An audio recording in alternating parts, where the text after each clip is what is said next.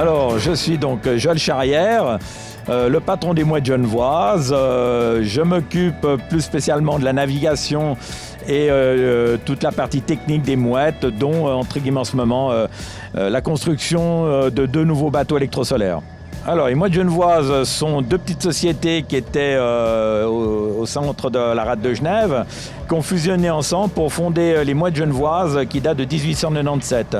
Et depuis cette date-là, les Mouettes Genevoises sont privées.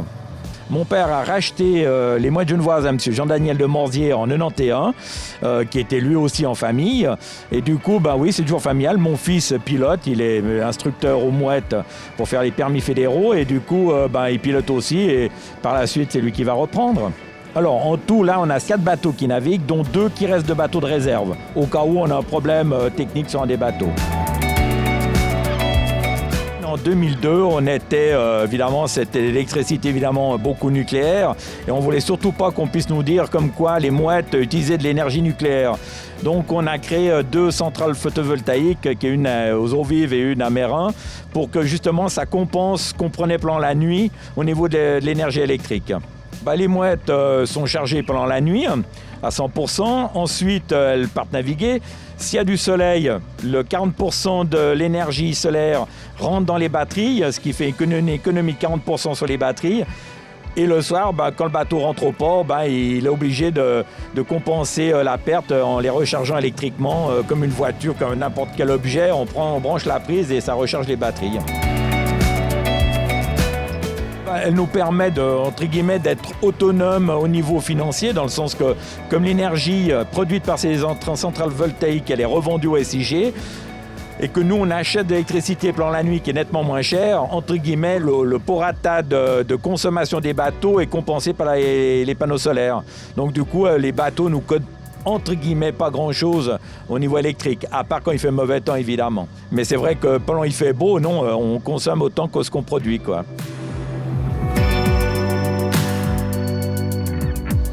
Écoutez, l'avenir, c'est que là, en ce moment, on a déjà un des bateaux qui est en construction. On est en train de justement renouveler la flotte des mouettes qui est en bois. Donc, celles qui sont en bois vont disparaître.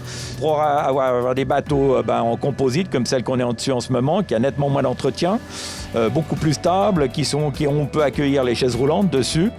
Et puis qui seront électrosolaires. Là, on fait des bateaux qui ont réellement une capacité de 60 personnes.